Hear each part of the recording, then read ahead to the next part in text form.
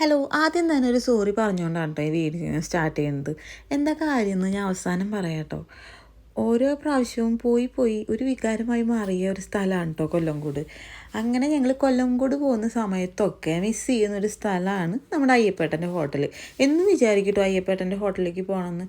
പക്ഷേ നമ്മൾ കൊല്ലംകോട് എത്തുമ്പോൾ നമുക്ക് നമ്മുടെ ചില സ്പോട്ടുകൾ ഉണ്ടാവില്ല. ആ സ്പോട്ടുകളിലൊക്കെ അതായത് നമ്മുടെ ചിങ്ങഞ്ചിറ കറുപ്പുസ്വാമി ക്ഷേത്രം, അതേപോലെ തന്നെ നമ്മുടെ സീതാർകുണ്ട്, അവിടെയൊക്കെ പോയി തിരിച്ചു വരുമ്പോൾ അത്യാവശ്യം നേരം വൈകാറുണ്ട്. അതുകൊണ്ടാണ് നമുക്ക് അയ്യപ്പേട്ടൻ്റെ ഹോട്ടലിലേക്കും വരാൻ പറ്റാത്ത കേട്ടോ. അപ്പോൾ ഒരു ദിവസം എന്തായാലും അയ്യപ്പേട്ടൻ്റെ ഹോട്ടലിലേക്ക് മാത്രമായിട്ട് വരണം നിങ്ങൾ വിചാരിച്ചിട്ടുണ്ടായിരുന്നു.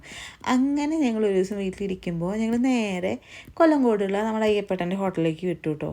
പക്ഷേ അവിടെ എത്തിയപ്പോഴാണ് ഒരു കാര്യം മനസ്സിലായത്. ഉച്ച വരെയുള്ളൂ ഇത്ര ഹോട്ടൽ.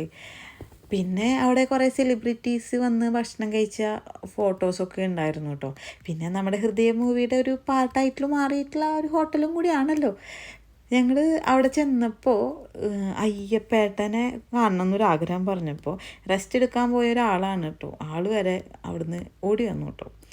പിന്നെ എന്താ പറയുക, നമ്മൾ അവർ ട്രീറ്റ് ചെയ്തത് അതായത് ഒരു ബന്ധു വീട്ടിൽ എങ്ങനെയാണ് നമ്മൾ ട്രീറ്റ് ചെയ്യണമെന്ന് വെച്ചാൽ അതേപോലെ ആയിരുന്നു കേട്ടോ. അത്രയും സ്നേഹത്തോടെ ഗുണ്ടുവിനൊക്കെ കാപ്പി കൊടുത്തത് വരെ നമ്മുടെ അയ്യപ്പേട്ടൻ്റെ മോളായിരുന്നു കേട്ടോ. പിന്നെ ഞാൻ സോറി പറയാൻ കാരണം എന്താണെന്ന് വെച്ചാൽ ഈ വീഡിയോ ചെയ്യുമ്പോൾ എന്തായാലും ഒരു വോയിസ് ഓവർ ഇല്ലാണ്ട് ചെയ്യില്ല എന്ന് വിചാരിച്ചിട്ടുണ്ടായിരുന്നു.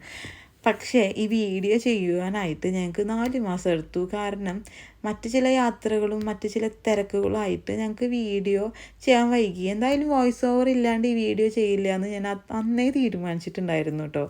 പിന്നെ എന്താ പറയുക, അവിടെ വിജയദശമി തോന്നുന്നു പൂജകളൊക്കെ കഴിഞ്ഞിട്ട് അതിൻ്റെ പ്രസാദമൊക്കെ ഗുണ്ടുവിനായിട്ട് കൊടുത്തു വിട്ടിട്ടുണ്ടായിരുന്നു കേട്ടോ.